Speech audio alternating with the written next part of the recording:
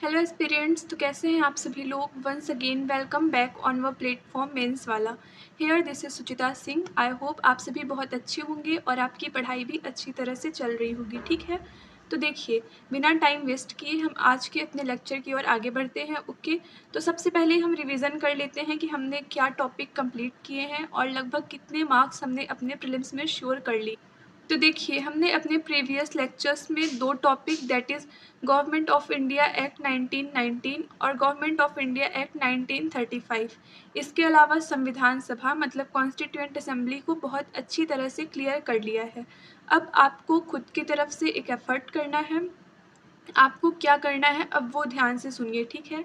आप एक बार वीडियो को देखें, शॉर्ट नोट्स बनाएं, पूरे माइंड मैप्स के थ्रू चीज़ों को लर्न करें। ओके, समझें, रिलेट करें। फिर उसके बाद आप जहाँ से भी जितने एमसीक्यू प्रैक्टिस कर सकते हैं उतने करें। मतलब चाहे आप घटना चक्र फॉलो कर लें, चाहे लूसेंट की जो ऑब्जेक्टिव वाली आती है वो फॉलो कर लें, या आप हमारे एप्लीकेशन पर जो टेस्ट सीरीज़ है उसे सॉल्व कर लें। लेकिन आप प्लीज़ एमसीक्यू प्रैक्टिस तो उन दो टॉपिक्स की कर लीजिए। ओके, फिर किसी संडे हम एक टेस्ट भी रख लेते हैं, तो हमें भी एक आइडिया हो जाएगा कि आपको ये सीरीज़ समझ में आ रही है। देखिए हमने अपने प्रीवियस लेक्चर में बहुत ही अच्छी तरह से डिस्कशन किया था कि जो भारत का संविधान है वो विश्व का सबसे बड़ा लिखित संविधान है। ठीक है, मतलब Indian constitution is the most largest written constitution of the world. उस देखिए समझिए, ध्यान से सुनिए। ओके, जो हमारे संविधान सभा के सदस्य थे जैसे डॉक्टर भीमराव अंबेडकर, BN राव, इन्होंने लगभग 60 देश मतलब 60 कंट्रीज़ के कॉन्स्टिट्यूशन को पढ़ा, समझा और ये देखा कि हर कंट्री के कॉन्स्टिट्यूशन से हमारे कंट्री में क्या अडॉप्ट किया जा सकता है, मतलब कि कौन सा प्रोविज़न हमारे देश के लिए सबसे बेस्ट रहेगा। ठीक है, फिर अब हम 2-3 मिनट मेंस पर बात कर लेते हैं, फिर उसके बाद हम वापस प्रीलिम्स पर आएंगे। ओके, तो देखिए अगर आपके मेंस में क्वेश्चन आता है कि संविधान की आलोचना कीजिए, ठीक है, तो आप उसमें लिख सकते हैं कि संविधान को उधार का थैला भी कहा जाता है। मगर जब आप किसी को समझा रहे हैं या आप खुद जान रहे हैं, किसी भी टॉपिक को पढ़ रहे हैं, तो आप ये समझिए कि संविधान में मतलब जो हमारा इंडिया का कॉन्स्टिट्यूशन है उसमें किसी भी कंट्री से एज इट इज़ प्रोविज़न नहीं लिए गए हैं। मतलब एक तरह से आप कह सकते हैं कि अवधारणा ली गई है, मगर उसको इंडिया के अकॉर्डिंग चेंज करके हमारे कॉन्स्टिट्यूशन में शामिल किया गया है। समझ आया? नहीं आया तो कोई बात नहीं, वापस रिपीट करते हैं। ओके, देखिए जैसे अगर किसी भी देश से कोई प्रोविज़न लिया गया है तो उसको एज इट इज़ उठा के इंडियन कॉन्स्टिट्यूशन में नहीं रख दिया गया है, उसमें कुछ चेंजेस हुए जो इंडिया के अकॉर्डिंग थे। तो इस वजह से आप अपना ये व्यू पॉइंट रख सकते हैं। आपसे इंटरव्यू में भी बेसिकली ये पूछा जा सकता है कि संविधान को उधार का थैला क्यों कहा जाता है, मतलब इसमें आपके पॉइंट क्या है, इसमें आपकी राय क्या है। ठीक है, तो आप अपनी एक पॉजिटिव अप्रोच लेके चलिए कि हमारा जो संविधान है उसको उधार का थैला भले ही कहा जाता है, मगर ऐसा कुछ नहीं है। कुछ भी एज इट इज़ किसी दूसरी कंट्री के कॉन्स्टिट्यूशन से कॉपी नहीं किया गया है। Got it? तो देखिए उन्होंने लगभग 60 देश के संविधान मतलब 60 कंट्रीज़ के कॉन्स्टिट्यूशन का अवलोकन किया, ऑब्जर्वेशन किया, बहुत अच्छे से पढ़ा समझा, क्या अडॉप्ट, और फिर कहीं जाके 2 साल 11 महीने 18 दिन के बाद हमारे संविधान का निर्माण हुआ। ठीक है, तो बेसिकली आज हम उन्हीं सोर्सेज पर डिस्कशन करने वाले हैं जो अलग अलग कंट्रीज से अडॉप्ट किए गए हैं मतलब। तो चलिए फिर आज का सेशन स्टार्ट करते हैं।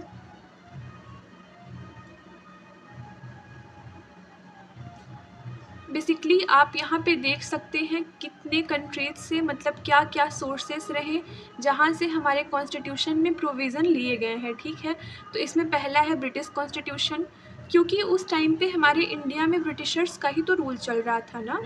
आपने संवैधानिक विकास में भी पढ़ा कि पहले जो है कंपनी रूल चला, फिर उसके बाद क्राउन रूल चला। ठीक है, तो बहुत सारे हमारे कॉन्स्टिट्यूशन में जो प्रोविज़न है वो ब्रिटिश के संविधान। फिर उसके बाद वाइमर कॉन्स्टिट्यूशन। देखिए बेसिकली वाइमर कॉन्स्टिट्यूशन जर्मनी के ही संविधान को कहा जाता है, तो जर्मनी से भी हमने कुछ प्रोविज़न्स लिए हैं। ओके, फिर उसके बाद थर्ड पॉइंट है अमेरिकन कॉन्स्टिट्यूशन, फोर्थ है सोवियत कॉन्स्टिट्यूशन मतलब USSR रशियन कॉन्स्टिट्यूशन, उसके बाद फिफ्थ है कैनेडियन कॉन्स्टिट्यूशन, सिक्स है साउथ अफ्रीका कॉन्स्टिट्यूशन, सेवन्थ है आयरिश कॉन्स्टिट्यूशन और एट्थ है government of India act 1935। Literally यार सच कहूँ तो आप लास्ट पॉइंट में कितने भी स्टार्स लगा लो कम है, ठीक है। मतलब गवर्नमेंट ऑफ इंडिया एक्ट 1935 आपके लिए बहुत बहुत बहुत ज़्यादा इम्पॉर्टेंट है, क्योंकि जब हमारा संविधान लागू हुआ, मतलब 26 जनवरी 1950 को जब हमारा संविधान लागू हुआ, मूल संविधान में लगभग 395 अनुच्छेद थे, ठीक है।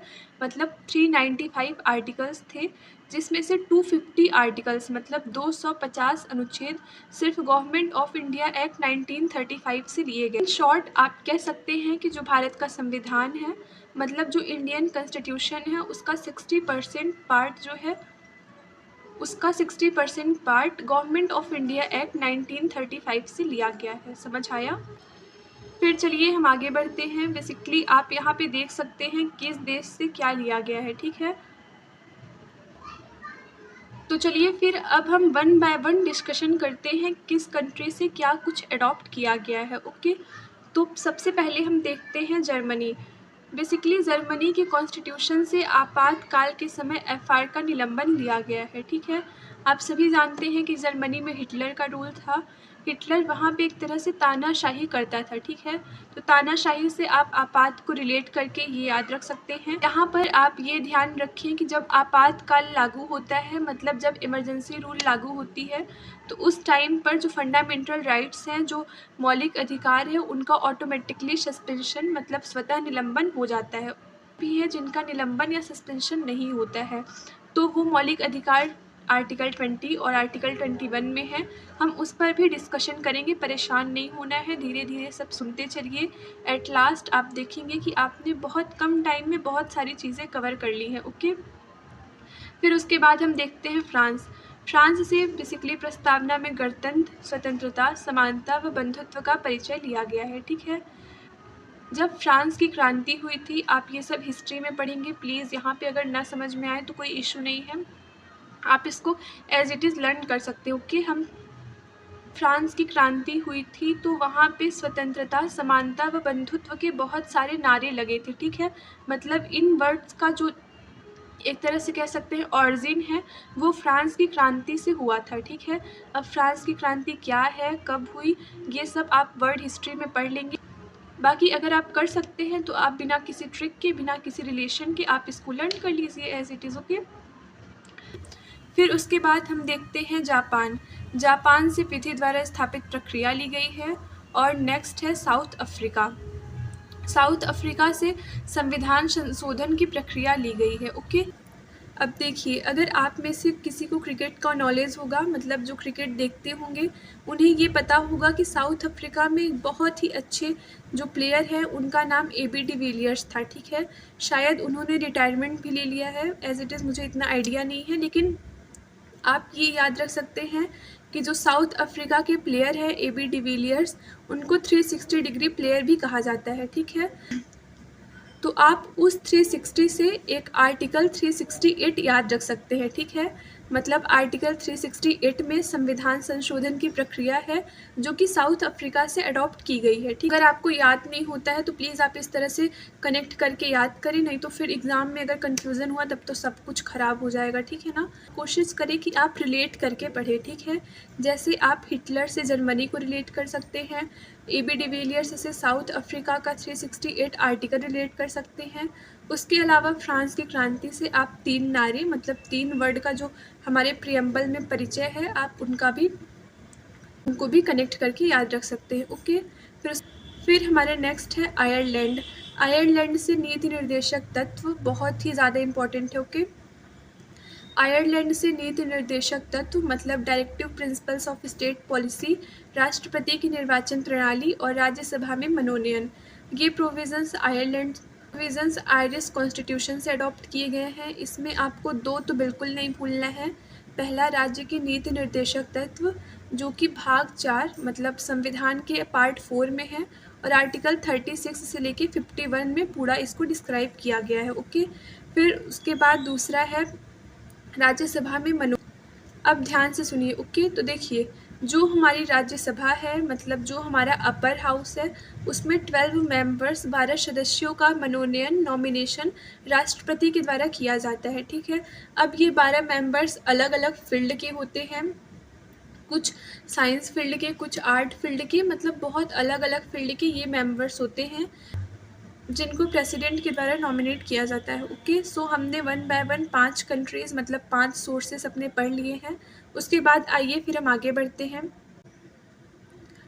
अब हम देखते हैं अमेरिका के कॉन्स्टिट्यूशन से क्या लिया गया है। ठीक है, तो अमेरिका के कॉन्स्टिट्यूशन से मौलिक अधिकार, प्रस्तावना, उपराष्ट्रपति, संविधान की सर्वोच्चता, निर्वाचित राष्ट्रपति व महाभियोग, न्यायिक सक्रियता व पुनरावलोकन, सुप्रीम कोर्ट और हाई कोर्ट के जज का रिमूवल। ठीक है, तो देखिए अमेरिका के संविधान से मौलिक अधिकार जो कि भाग 3 में आर्टिकल 12 से लेके आर्टिकल 35 तक है उनको अडॉप्ट किया गया है। उसके बाद प्रस्तावना मतलब preamble of the constitution America से अडॉप्ट किया गया है। और थर्ड है उपराष्ट्रपति मतलब पोस्ट ऑफ प्रेसिडेंट भी अमेरिका से ही ली गई है। फोर्थ है संविधान की सर्वोच्चता मतलब सुपरमेसी ऑफ कॉन्स्टिट्यूशन। देखिए 2 चीज़ें होती हैं। ठीक है, हमारे देश में सर्वोच्च कौन है, तो उसका आंसर संविधान हो जाएगा। ठीक है, अगर आपसे पूछा जाए कि संविधान मतलब कॉन्स्टिट्यूशन को पावर्स किसने दी हैं, तो उसका आंसर भारत के लोग मतलब पीपल ऑफ इंडिया हो जाएगा। ओके, ये वर्ड बहुत ही अच्छे से प्रियम्बल में मेंशन किया गया है। ऑल राइट, उसके बाद निर्वाचित राष्ट्रपति व महाभियोग मतलब जो इम्पीचमेंट है, जो महाभियोग है, वो भी अमेरिका के कॉन्स्टिट्यूशन से अडॉप्ट किया गया है। आर्टिकल 61 में हम महाभियोग पर डिस्कशन करेंगे। महाभियोग एक ऐसी प्रोसेस होती है, एक ऐसी प्रक्रिया होती है जिसके द्वारा राष्ट्रपति मतलब प्रेसिडेंट का रिमूवल किया जाता है। ओके, फिर हमारा नेक्स्ट है न्यायिक सक्रियता व पुनरावलोकन। तो देखिए जहाँ तक मेरा ख्याल है तो आप सभी को रिव्यू वर्ड तो पता ही होगा क्योंकि जनरली हम इस वर्ड का यूज़ करते हैं। एम आई राइट? तो जुडिशियल रिव्यू मतलब जो संसद उसका एक बार जुडिशरी के द्वारा रिव्यू करना। ठीक है, यहाँ पर समझ में आ जाए तो कोई बात नहीं, अगर नहीं भी आता तो भी कोई इशू नहीं है। ये सब मेंस के टॉपिक हैं, आप वहाँ पर बहुत ही डिटेल में डिस्कशन करेंगे। ओके, फिर हमारा नेक्स्ट पॉइंट है सुप्रीम कोर्ट और हाई कोर्ट के जज का रिमूवल। देखिए सुप्रीम कोर्ट और हाई कोर्ट के जज की रिमूवल प्रोसेस वो भी अमेरिका के संविधान से अडॉप्ट की गई है। ठीक है, ये फिर उसके बाद हमारे नेक्स्ट है ऑस्ट्रेलिया। ऑस्ट्रेलिया से प्रस्तावना की भाषा, समवर्ती सूची, संसद की संयुक्त बैठक, केंद्र व राज्य संबंध, वाणिज्य व व्यापार मतलब प्रस्तावना की भाषा, लैंग्वेज ऑफ द प्रियम्बल, समवर्ती सूची, कंकरेंट लिस्ट, संसद की संयुक्त बैठक मतलब जॉइंट सिटिंग ऑफ पार्लियामेंट, केंद्र व राज्य संबंध, central and commerce and trade. Okay, तो ये सारे प्रोविजंस ऑस्ट्रेलिया से लिए गए हैं। बेसिकली इसमें आपको संसद की संयुक्त बैठक याद रखना है। देखिए संसद की संयुक्त बैठक आर्टिकल 108 में मेंशन है। संसद की संयुक्त बैठक में आपसे जनरली 2 क्वेश्चन फिल्म्स में पूछे जा सकते हैं। पहला, कौन बुला सकता है, तो इसको राष्ट्रपति बुलाता है। ठीक है, फिर कौन इसकी अध्यक्षता करता है, तो इसकी अध्यक्षता लोकसभा अध्यक्ष मतलब स्पीकर जो होते हैं वो इसकी अध्यक्षता करते हैं। ओके, इसके अलावा आप कुछ और भी याद रख सकते हैं, जैसे संसद की संयुक्त बैठक हर विधेयक मतलब हर बिल पर नहीं बुलाई जा सकती है। ठीक है, अगर हम संविधान संशोधन विधेयक की बात करें तो उस पर संसद की बैठक नहीं बुलाई जा सकती है। कुछ कंडीशंस भी होती हैं जिन पर पार्लियामेंट की ज्वाइंट सिटिंग बुलाई जा सकती है। वो कंडीशंस हम आर्टिकल 108 पर पढ़ेंगे। ओके, फिर उसके बाद आप केंद्र व राज्य संबंध मतलब सेंट्रल एंड स्टेट रिलेशन भी याद रख सकते हैं और समवर्ती सूची भी याद रख सकते हैं। ओके,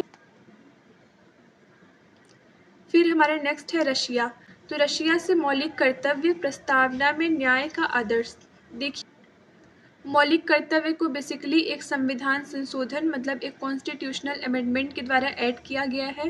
तो यहाँ से भी काफ़ी सारे क्वेश्चंस आते हैं कि किस कमेटी ने सिफारिश की थी कि मौलिक कर्तव्य को ऐड किया जाए, कितने उस सिफारिश में कितने मौलिक कर्तव्य शामिल थे, कितने हमारे संविधान में पहले शामिल किए गए, अब कितने हैं, कौन सा संविधान संशोधन था, सब कुछ हम डिस्कशन करेंगे। ओके, मौलिक कर्तव्य संविधान के पार्ट 4A और आर्टिकल 51A में मेंशन है। ओके, वर्तमान में मौलिक कर्तव्यों की संख्या 11 है। हालांकि हम इस पर आगे भी एक बार बहुत ही अच्छे से डिस्कशन करेंगे, लेकिन आप यहाँ पे एक ओवरव्यू लेके चल सकते हैं। ओके, फिर नेक्स्ट है प्रस्तावना में न्याय का आदर्श। देखिए, प्रियम्बल में 3 प्रकार के न्याय का वर्णन किया गया है। अगर हम मेंस की बात करें तो प्रियम्बल का हर एक वर्ड आपके लिए बहुत ही ज़्यादा इम्पोर्टेंट है, ओके? तो देखिए, जैसा कि हमने पहले ही डिस्कशन किया कि हमारे कॉन्स्टिट्यूशन में कोई भी प्रोविज़न एज़ इट इज़ उठा के नहीं रख दिया गया है, मतलब उसमें कुछ संशोधन किए गए हैं, कुछ परिवर्तन किए गए हैं जो इंडिया के अकॉर्डिंग थे, ठीक है? आप उसको प्रस्तावना से बहुत अच्छे से समझ सकते हैं कि प्रस्तावना में जो न्याय का आदर्श है वो तो रशिया से लिया गया, प्रस्तावना की भाषा ऑस्ट्रेलिया से ली गई, प्रस्तावना जो है वो खुद अमेरिका से लिया गया, और जो प्रस्तावना में समानता, स्वतंत्रता, बंधुत्व, गणतंत्र का परिचय है वो फ्रांस से लिया गया, ठीक है? जब इतने सारे कंट्रीज से मिला करके कुछ हमारे कॉन्स्टिट्यूशन में शामिल किया जा रहा है, तो वो एक कंट्री का कॉपी तो नहीं हो सकता, उसमें बहुत सारे चेंजेस किए। इसी वजह से भारतीय संविधान को औपचारिक तौर से उधार का थैला नहीं कहा जा सकता है, समझ आया? फिर उसके बाद भारत शासन अधिनियम 1935। भारत शासन अधिनियम 1935 से संघीय तंत्र, राज्यपाल, कार्यालय, पीएससी, न्यायपालिका, आपातकालीन उपबंध लिए गए हैं, ठीक? इसमें भी आपको पीएससी मतलब लोक सेवा आयोग याद रखना है। उसके अलावा संघीय तंत्र मतलब जो केंद्र और राज्य के बीच जो बॉन्डिंग है, जो संघीय स्वरूप है, वो भी गवर्नमेंट ऑफ इंडिया एक्ट 1935 से लिया गया है। और उसके अलावा आपातकालीन उपबंध मतलब इमरजेंसी प्रोविजंस भी गवर्नमेंट ऑफ इंडिया एक्ट 1935 से अडॉप्ट किए गए हैं, ठीक है? Apart from all this provisions जो न्यायपालिका है, जो जुडिशरी है, वो भी गवर्नमेंट ऑफ इंडिया एक्ट 1935 से ही ली गई है। तो देखिए, कहानी अभी यहीं पर ख़त्म नहीं होती है, अभी आगे भी कुछ सुनना है। हमारा नेक्स्ट है ब्रिटेन। ब्रिटेन से एकल नागरिकता, संसदीय शासन, द्विसदनात्मक विधानसभा, विधायी प्रक्रिया, परमाधिकार लेख, संसदीय विशेष अधिकार, विधि का शासन और मंत्रिमंडल प्रक्रिया ली गई है, ठीक है? देखिए, एकल नागरिकता मतलब इंडिया में सिंगल सिटीजनशिप अपनाई गई है, जबकि अगर हम दूसरे देश जैसे अमेरिका, तो वहाँ पे दोहरी नागरिकता अपनाई गई है, ठीक है? लेकिन इंडिया में ऐसा प्रोविज़न नहीं है। अगर आप इंडिया के सिटीज़न हैं, मतलब अगर आप भारत के नागरिक हैं, तो आप किसी और देश की नागरिकता नहीं ग्रहण कर सकते, ठीक है? और अगर आप दूसरे देश की नागरिकता ग्रहण करते भी हैं, तो उसी दिन से आपकी भारत की नागरिकता ख़त्म हो जाती है, ठीक है? मतलब अगर आप भारत के नागरिक हैं, तो आप सिर्फ भारत के ही नागरिक हैं। आप एक साथ भारत और किसी और देश के भी नागरिक नहीं हो सकते। उसके बाद संसदीय शासन और मंत्रिमंडल प्रक्रिया। देखिए, जहाँ पर भी संसदीय शासन होगा, वहाँ पर मंत्रिमंडल प्रक्रिया ज़रूर होगी, ठीक है?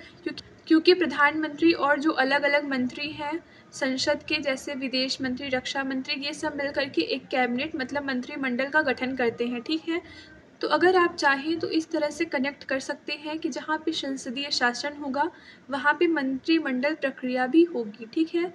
तो अगर संसदीय शासन ब्रिटेन से अपनाया जा रहा है, तो मंत्रिमंडल प्रक्रिया भी ब्रिटेन से ही अपनाई जाएगी, ओके? फिर उसके अलावा आप जानते हैं कि संसद विधि का निर्माण करती है, तो जो विधि का शासन है वो भी ब्रिटेन से लिया गया है, ठीक है? उसके अलावा विधायी प्रक्रिया ये भी ब्रिटेन से अपनाया गया है, और द्विसदनात्मक विधानसभा मतलब बाइकैमेरिकल लेजिस्लेचर ये भी ब्रिटेन से अडॉप्ट किया गया है, ठीक है?